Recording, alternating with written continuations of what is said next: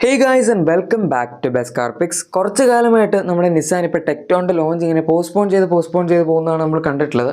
എന്തായാലും ഇപ്പോൾ അതിനൊക്കെ ഒരു അവസാനമായിട്ട് അവർ വണ്ടി വെറുതെ കാണിക്കാതെ ഫുള്ളായിട്ട് അങ്ങ് റിവീൽ ചെയ്തിട്ടുണ്ട്, ലോഞ്ച് ചെയ്തിട്ടുണ്ട്. നമുക്ക് പ്രൈസും കാര്യങ്ങളെല്ലാം അവൈലബിൾ ആണ്.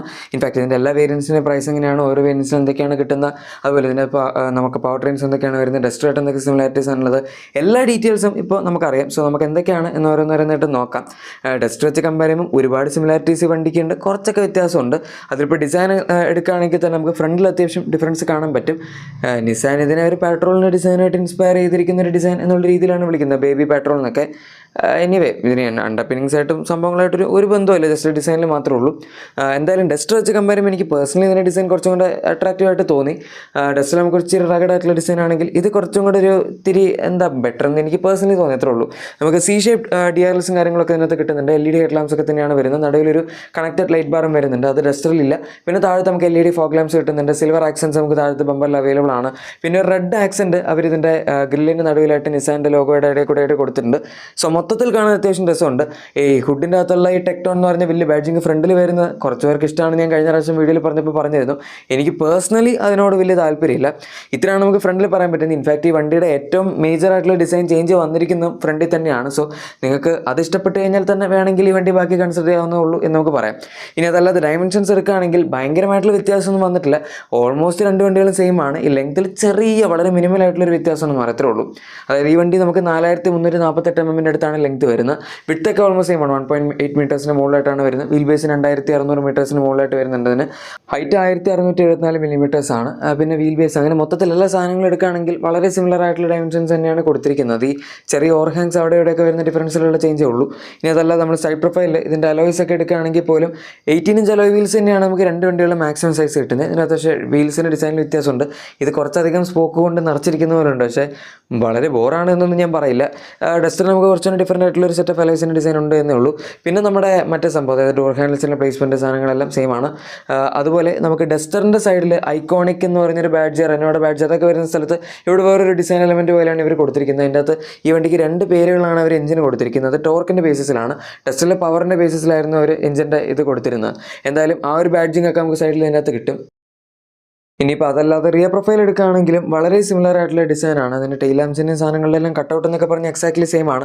കണക്റ്റഡ് ടെയിൽ ലാംപ്സ് നമുക്ക് ഈ വണ്ടിയിൽ അവൈലബിൾ ആണ്. വലിയ ടെക്ടോണിൻ്റെ ബാഡ്ജിങ് കൊടുത്തിട്ടുണ്ട്. ആകെപ്പാടെ ഏറ്റവും എൻഡിൽ വരുന്ന ടെയിൽ ലാംപ്സിൻ്റെ ഡിസൈനിൽ ഒരു C ഷേപ്പ് പാറ്റേൺ കൊടുത്തിട്ടുണ്ട്. ഡസ്റ്ററിൽ നമുക്ക് കുറച്ച് വ്യത്യസ്തമായിട്ടുള്ളൊരു പാറ്റേൺ ആണ് കിട്ടുന്നത്. അത് മാത്രമേ വ്യത്യാസമുള്ളൂ. അതല്ലാതെ സ്പോയിലർ, നമ്മുടെ വൈപ്പർ, വാഷർ, ഡീഫോഗർ എല്ലാ സാധനങ്ങളും സെയിം ആണ്. പിന്നെ താഴത്തെ ബമ്പറിൻ്റെ ഡിസൈനിൽ കുറച്ച് വ്യത്യാസമുണ്ട്. ഇത് ടെക്ടോണും മറ്റേ ഡസ്റ്ററാണല്ലോ, അപ്പോൾ അതിൻ്റേതായിട്ടുള്ള കുറച്ച് ഡിഫറൻസ് കൊടുക്കുന്നത് അത്രേ ഉള്ളൂ. ഷാർക്ക് ഫിനാന, റൂഫ് റെയിൽസ് കാര്യങ്ങളെല്ലാം നമുക്ക് രണ്ട് വണ്ടികളും കിട്ടുന്ന സംഭവം തന്നെയാണ്. നിങ്ങൾക്ക് വേണമെങ്കിൽ ഞാൻ ഈ രണ്ട് വണ്ടിയോട് കമ്പയർ ചെയ്തിട്ടുള്ളൊരു വീഡിയോ ചെയ്യാം, എങ്ങനെയാണ് വ്യത്യാസം എന്നൊക്കെ കറക്റ്റായിട്ട് സൈഡ് ബൈ സൈഡ് വെച്ചിട്ട് അറിയണം എന്നുണ്ടെങ്കിൽ. എന്തായാലും ഇപ്പം നമുക്ക് എക്സ്റ്റീരിയറിൻ്റെ കാര്യത്തിൽ ഇത്രയൊക്കെ ഡീറ്റെയിൽസ് ആണ് പറയാൻ പറ്റുന്നത്. ഇനി ബൂട്ട് സ്പേസ് ആണെങ്കിലും നമുക്ക് ഡസ്റ്ററിൽ കിട്ടുന്ന 518 ലിറ്റേഴ്സ് തന്നെയാണ് ഇതിനകത്ത് എക്സാക്ട്ലി സെയിം ആണ്. ഇനിയിപ്പോൾ റൂഫ് വരെയുള്ളത്, അതായത് പാസൽ ട്രേ വരെ അല്ലാതെ ടോപ്പ് വരെ മെഷർ ആണെങ്കിൽ 700 ലിറ്റേഴ്സിൻ്റെ കപ്പാസിറ്റി ഇതിനകത്ത് വരുന്നുണ്ട്. ബൂട്ട് ലാമ്പും കാര്യങ്ങളൊക്കെ ഉണ്ട്. ഇനി ഇൻറ്റീരിയറിലേക്ക് വരികയാണെങ്കിൽ ഇവിടെ സംഭവങ്ങളെല്ലാം നമുക്ക് വളരെ ഫെമിലിയർ ആണ് ഡസ്റ്റർ വെച്ച് കമ്പയർ ചെയ്യുന്ന സമയത്ത്. ഫസ്റ്റ് ഓഫ് ഓൾ ഫീച്ചേഴ്സ് ഒക്കെ എടുക്കുകയാണെങ്കിൽ കുറേ കോമൺ ഫീച്ചേഴ്സ് ഞാൻ പറഞ്ഞുതരാം. കുറേയൊക്കെ ഒന്നല്ല, ഒട്ടുമിക്ക എല്ലാം ഫീച്ചേഴ്സും കോമൺ ആണ്. അതായത് നമുക്ക് ഡ്യുവൽ സോൺ ഓട്ടോ AC വരുന്നുണ്ട്, വയർലെസ് ചാർജർ വരുന്നുണ്ട്, ഇലക്ട്രോണിക് പാർക്കിംഗ് ബ്രേക്ക് ഓട്ടോമാറ്റിക് വേരിയൻസിൽ വരുന്നുണ്ട്, പിന്നെന്താ ഓട്ടോ ഡിപ്പിംഗ് ARVMs കിട്ടുന്നുണ്ട്. അങ്ങനെ നമുക്ക് ബേസിക് ആയിട്ടുള്ള സാധനങ്ങളെല്ലാം തന്നെ രണ്ട് വണ്ടികളും കോമൺ ആണ്. പിന്നെ ഫ്രണ്ടിലത്തെ സീറ്റ്സ് വെന്റിലേറ്റഡ് ആണ്, ഇലക്ട്രിക്കൽ അഡ്ജസ്റ്റബിൾ ആണ്, ഡ്രൈവർ സീറ്റിൽ ലംബർ അഡ്ജസ്റ്റ്മെൻറ്റ് വരുന്നുണ്ട്. അങ്ങനെയൊക്കെ സ്റ്റിയറിംഗ് വീലിൻ്റെ ഡിസൈൻ നിങ്ങൾക്ക് കാണാം. നമുക്ക് സെയിം ഡസ്റ്ററുള്ള അതേ സ്റ്റിയറിംഗ് തന്നെയാണ്, പക്ഷേ ഇതിനകത്തൊരു ബ്രൗൺസ് പാറ്റേൺ അവരെ എൻഡിലായിട്ട് കൊടുത്തിരിക്കുന്ന ഒരു ഡിഫറൻസ് ഉണ്ട്. ക്രൂസ് കൺട്രോൾ, അഡാസ്, അതുപോലെ നമ്മുടെ സ്റ്റിയറിംഗ് മൗണ്ട് കൺട്രോൾസ് കാര്യങ്ങളൊക്കെ. പിന്നെ റെനോയുടെ റെനോയ്ക്ക് വരെ നിസാൻ്റെ ലോഗോ ആയിരിക്കും ഇതിൻ്റെ നടുവിൽ വരുന്നത്. ആ ഡിഫറൻസ് മാത്രമേ ഇതിലുള്ളൂ. ഇനി അതല്ലാതെ നമ്മൾ ആക്ച്വലി ഇതിൻ്റെ സ്ക്രീൻ എടുക്കുമ്പോൾ, ഞാനത് പറയാതിരുന്ന നേരത്തെ എന്താണെന്ന് വെച്ചാൽ ഇതിൻ്റെ UI അവർ കുറച്ച് ഡിഫറൻസ് കൊടുത്തിട്ടുണ്ട്. നമ്മളിപ്പോൾ ഇൻഫോടൈൻമെൻറ്റ് സിസ്റ്റം എടുക്കുകയാണെങ്കിൽ സംഭവം സൈസൊക്കെ 10.1 ഇഞ്ചാണ്. വയർലെസ് ആൻഡ്രോയിഡ്, ആപ്പിൾ കാർപ്ലേ, പിന്നെ ഇൻറ്റഗ്രേറ്റഡ് ഗൂഗിളിന് സപ്പോർട്ട്, ഇൻബിൽറ്റ് ആപ്സ് സാധനങ്ങളെല്ലാം നമുക്ക് അതിൻ്റെ അകത്ത് ആക്സസ് ചെയ്യാൻ പറ്റും. പക്ഷേ അതിൻ്റെ അകത്ത് കൊടുത്തിരിക്കുന്ന UI നമ്മൾ ഡസ്റ്റർ വെച്ച് കമ്പയർ ചെയ്യുമ്പോൾ കുറച്ച് ചെറിയ ട്വീക്സ് അവർ വരുത്തിയിട്ടുണ്ട്. ഇനിയിപ്പോൾ അതുപോട്ടെ ഇൻസ്റ്റോൺ ക്ലസ്റ്റർ എങ്ങനെയാണെന്ന് ചോദിക്കുകയാണെങ്കിൽ ഇതും സംഭവം 10 ഇഞ്ചിൻ്റെ മുകളിലൊക്കെ തന്നെയാണ് സൈസ് നിൽക്കുന്നത്. പക്ഷേ ഇതിൻ്റെ UI അവർ കുറച്ച് ചേഞ്ചസ് വരുത്തിയിട്ടുണ്ട്. ഡസ്റ്ററിന് ടാക്കോമീറ്റർ ഒന്നും ഈ രീതിയിലല്ല. ഇതിനകത്ത് നമുക്ക് നോർമലി കിട്ടുന്ന വണ്ടിയുടെ അതിൻ്റെ ഒരു ഡിജിറ്റൈസ്ഡ് വേർഷൻ അല്ലെങ്കിൽ കുറച്ചുകൂടി ഡിഫറൻ്റ് ആയിട്ടുള്ളത് വേണം. നോർമലായിട്ട് ഇപ്പോൾ ഹ്യുണ്ടായുടെ വണ്ടിയിലൊക്കെ കൊടുക്കുന്ന വല്ലവർക്ക് കൊടുക്കാം, അതുപോലെ കൊടുത്തിട്ടില്ല. എന്നാലും എനിക്ക് ഡസ്റ്ററിൻ്റെ UI ഒക്കെ കുറച്ചും കൂടി ഇഷ്ടപ്പെട്ടതിൻ്റെ UI ആണ്. രണ്ടും ഒരു ഇത്തിരി ബേസിക് ആണ്, പക്ഷേ എന്നാൽ പോലും നമുക്ക് അതിനൊക്കെ കുറച്ചും കൂടെ ഒരു ഇത്തിരി കൺവെൻഷനൽ ആയിട്ട് തോന്നുന്നത് എനിക്ക് പേഴ്സണലി ഇതിൻ്റെയാണ് ഫീൽ ചെയ്തത്. ഇനി ഡാഷ്ബോർഡിൻ്റെ ചേഞ്ച് എടുക്കുകയാണെങ്കിൽ ആകെപ്പാടെ മെയിനായിട്ട് നമുക്ക് കളർ കോമ്പിനേഷൻ്റെ വ്യത്യാസം മാത്രമേ ഉള്ളൂ. ഇതിൻ്റെ അകത്ത് നോക്കുകയാണെങ്കിൽ നമുക്ക് ഒരുപാട് കളർ കാണും. ഇത് എന്താ കളർ എന്നൊന്നും എനിക്കറിയില്ല, പർപ്പിളോ വൈറ്റോ എന്തൊക്കെയെങ്കിലും ആവട്ടെ. പിന്നെ ആംബിയൻ ലൈറ്റും കൊടുത്തിട്ടുണ്ട്. സോ ബേസിക്കലി ഡിഫറൻസ് അതാണ് ഇതിനകത്ത് മെയിനായിട്ട് വന്നിരിക്കുന്നത്. ടെസ്റ്റിൽ അവിടെ നമുക്ക് ഗ്ലോസി ബ്ലാക്ക് അങ്ങനത്തെ കുറച്ച് പാറ്റേൺ ഒക്കെ ആയിരുന്നു. അതുപോലെ ഇതിൻ്റെ സെൻറ്റർ കൺസോൾ എടുക്കുകയാണെങ്കിൽ നമ്മൾ സ്റ്റിയറിംഗ് കണ്ട പോലത്തെ ഒരു ബ്രോൺസ് ഫിനിഷ് ഇവിടെയും അവർ കൊടുത്തിട്ടുണ്ട്. മൊത്തം സറൗണ്ട് ചെയ്ത് നിൽക്കുന്ന രീതിയിലാണ്. ഇത് അഗൈൻ ഓട്ടോമാറ്റിക്കലി മാത്രമേ ഉണ്ടാവുള്ളൂ, കാരണം ഈ സെൻറ്റർ കൺസോൾ വരുന്ന ഓട്ടോമാറ്റിക്കലാണ്. അതുപോലെ നമ്മുടെ ആംബ്രസ്റ്റിൻ്റെ കളറും ആ ഡാഷ്ബോർഡിൽ കണ്ട പോലത്തെ ഒരു ഈ മറ്റേ പർപ്പിളോ ആ സാധനമാണ്. പിന്നെ നമുക്ക് ഗിയർ നോബ് സെലക്ടർ, അതായത് റിമോട്ട് സെലക്ടർ കാണാം, ഇലക്ട്രോണിക് പാർക്കിംഗ് ബ്രേക്കിൻ്റെ കൺട്രോൾ കാണാം. അതൊക്കെ ടെസ്റ്റിലുള്ള സെയിം സാധനം തന്നെയാണ്. പിന്നെ നമുക്ക് അത്യാവശ്യം നല്ല വലിയ സൈസുള്ള പാനോറാമിക് സൺറൂഫ്, ടെസ്റ്റിൽ കണ്ട സെയിം ആ സൈഡിലുള്ള ടച്ച് പേസ്റ്റ്, ക്യാബിൻ ലാംപ്സ്, അതുപോലെ ഡാംഡ് ആയിട്ടുള്ള ഗ്രാബ് റെയിൽസ് എല്ലാം ഉണ്ട്. ഡോറിൻ്റെ ഡിസൈൻ ആണെങ്കിലും നേരത്തെ പറഞ്ഞ ഒരു കളർ നമ്മുടെ ഡോർ പാഡ്സിലായിട്ടും കൊടുത്തിട്ടുണ്ട്. വേറൊരു വൈറ്റ് ഫിനിഷും വരുന്നുണ്ട്, or Ivory white off white എന്താണെന്ന് വെച്ചാൽ പറയാം. നമുക്ക് പവർ വിൻഡോസ് വരുന്നുണ്ട്. ഇതിൻ്റെ അകത്തും 4 ഓട്ടോ അപ്പ് ഡൗൺ ഫംഗ്ഷനൊക്കെ ഡെഫിനറ്റ്ലി അവൈലബിൾ ആണ്. ഇത്രയൊക്കെയാണ് നമുക്ക് പറയാൻ പറ്റുന്നത്. ഇതിൻ്റെ ബാക്കിലത്തെ ഡോർ പാഡ്സിൻ്റെയും ഡോറിൻ്റെയും ഡിസൈനാണ് കേട്ടോ കാണുന്നത്. ഇനി അതല്ലാതെ സീറ്റ്സ് എടുക്കുകയാണെങ്കിൽ ഫ്രണ്ടിലത്തെ സീറ്റ്സ് നേരത്തെ പറഞ്ഞ പോലെ ഇലക്ട്രിക്കലി അഡ്ജസ്റ്റും, അതുപോലെ 6-way പവർഡ് സീറ്റ്സ് ആണ് വരുന്നത് 2 സൈഡിലും. പിന്നെ നേരത്തെ പറഞ്ഞ നമുക്ക് വെന്റിലേഷൻ ഫംഗ്ഷനും അതുപോലെ സീറ്റ്സിൻ്റെ കളർ കോമ്പിനേഷൻ നിങ്ങൾക്ക് കാണാം. ഇവിടെ നമുക്ക് ഒരു വൈറ്റ് ആൻഡ് പർപ്പിളിൻ്റെ കോമ്പിനേഷനാണ് ഒരു ഉപയോഗിച്ചിരിക്കുന്നത്. സോ ബേസിക്കലി ഡസ്റ്റർ വെച്ച് കമ്പയർ ചെയ്യുമ്പോൾ അതൊരു ഡിഫറൻസ് ആണ്. ഡസ്റ്ററിൽ പച്ചയും അതുപോലെ ബ്ലാക്കും ഒക്കെ ആയിരുന്നു. ഇനിയിപ്പോൾ റിയർ സീറ്റ് സ്പേസ് ആണ് നോക്കുന്നതെങ്കിൽ അത് ഡസ്റ്ററിൻ്റെ ഭയങ്കര മെയിൻ ആയിട്ടുള്ളൊരു ഹൈലൈറ്റ് അല്ല, ഒരു വളരെ ഡീസൻ്റ് ആയിട്ടുള്ള റിയർ സീറ്റ് എക്സ്പീരിയൻസ് ആണ് നമുക്ക് കിട്ടുന്നത്.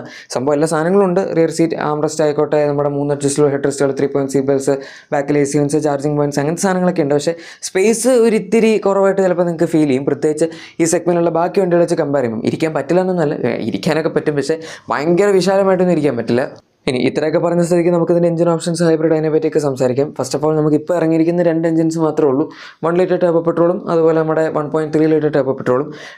റെനോ ഇതിനെ TCE 100, TCE 160 എന്നൊക്കെ വിളിച്ചെങ്കിൽ നിസാൻ ഇതിനെ വിളിച്ചിരിക്കുന്നത് T160 എന്നും T280 എന്നുമാണ്. കാരണം ടോർക്ക് ഫിഗേഴ്സ് വെച്ചിട്ടാണ് അവർ പറയുന്നത്. ഈ T160 എന്ന് പറയുന്നത് നമ്മുടെ 1 ലിറ്റർ 3 സിലിണ്ടർ ടർബോ പെട്രോളാണ്. 99 bhp എടുത്തും 166 ന്യൂട്ടൺ മീറ്റേഴ്സിന് ടോർക്കാണ് ജനറേറ്റ് ചെയ്യുന്നത്. ഇത് 6 സ്പീഡ് മാനുവൽ മാത്രം ഈ വണ്ടിയിലും കിട്ടുന്നുള്ളൂ. ഞാൻ വിചാരിച്ചവർ 1 ലിറ്ററിൽ കുറച്ചും കൂടെ എക്സ്പാൻഷൻ പറയുന്നത് കേട്ടപ്പോൾ മിക്കവാറും ഇതിനകത്ത് നമുക്ക് മറ്റേ CVT ഓട്ടോമാറ്റിക് ഡ്രൈവറിലും മറ്റേ മാഗ്നറ്റിലൊക്കെ ഉള്ള പോലെ കിട്ടുമായിരിക്കുന്നു. പക്ഷേ ഇല്ല, സാഡ്ലി കൊടുത്തിട്ടില്ല. അതല്ലാതെ നമുക്ക് 1.3 ടർബോ പെട്രോൾ ഉണ്ട്. അത് T280 എന്നാണ് അവർ പറയുന്നത്. കാരണം 280 Nm ടോർക്ക് ഉണ്ട്. അതുപോലെ പവർ ഓൾമോസ്റ്റ് 160 PS മുകളിലായിട്ട് നിൽക്കുന്നുണ്ട്. സോ അതും കുഴപ്പമില്ല. പിന്നെ നമുക്ക് 6 സ്പീഡ് മാനുവലും 6 speed dual clutch, dry clutch, DCT അല്ല, വെറ്റ് ക്ലച്ച് ആണ് ഇതിനകത്ത് കിട്ടുന്നത്.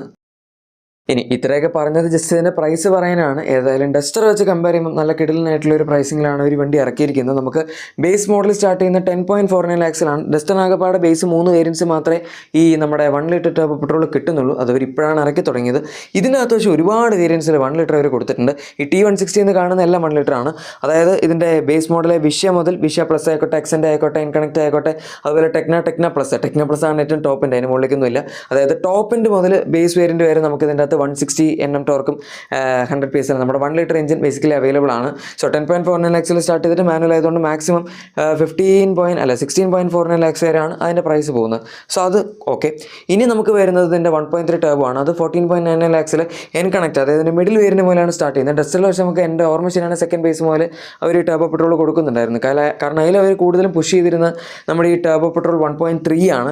1 ലിറ്റർ ഡസ്റ്ററിൽ അവർ അത്ര അങ്ങോട്ട് പുഷ് ചെയ്തില്ല. ഇവർ പക്ഷേ നേരെ തിരിച്ച് 1 ലിറ്റർ കുറച്ചുകൂടെ പുഷ് ചെയ്തിട്ട്, കാരണം അതിൻ്റെ ഗിയറിംഗ് ഭയങ്കര ഷോർട്ടാണ്. നമ്മളെ കുറേ പേര് നിങ്ങൾ അതിൻ്റെ റിവ്യൂസ് കണ്ടിട്ടുണ്ടായിരിക്കും. ഗിയറിംഗ് ഷോർട്ട് ആയതുകൊണ്ട് പവറിൽ വേറെ പ്രശ്നമൊന്നുമില്ല. സത്യം പറഞ്ഞ് ഇത്രയൊക്കെ അവർ ചെയ്ത സ്ഥിതിക്ക് CVT കൂടെ കൊടുക്കായിരുന്നു. അപ്പോൾ പിന്നെ 1 ലിറ്റർ കുറച്ചും കൂടെ അവർക്ക് പുഷ് ചെയ്യായിരുന്നു. എന്തായാലും 1.3 ടർബോ നമുക്ക് എൻ കണക്ട് മിഡിൽ വേരിയൻ്റ് മുതൽ ടോപ്പ് ആൻഡ് ടെക്ന പ്ലസ് വരെ കിട്ടുന്നുണ്ട്. 18.59 lakhs ആണ് എക്സ്ഷോറൂം പ്രൈസ് വരുന്നത്. ഇതും വളരെ സിമിലർ ആയിട്ട് ടെസ്റ്റിൻ്റെ അതേ പ്രൈസിങ്ങിൽ തന്നെയാണ് അവർ വെച്ചിരിക്കുന്നത്. DCT ആണ് ടോപ്പിന് നിങ്ങൾ 18.59 lakhs പ്രൈസിൽ കാണുന്നത്. ഇതിനകത്ത് മാനുവൽ ആക്ച്വലി അധികം ഇല്ല എന്ന് പറയേണ്ടി വരും. 1.3 ടോപ്പ് എൻഡ് ആണെങ്കിൽ അതിനകത്ത്, അതായത് ടെക്ന പ്ലസിൽ നമുക്ക് DCT മാത്രമേ ഉള്ളൂ, മാനുവൽ ഇല്ല.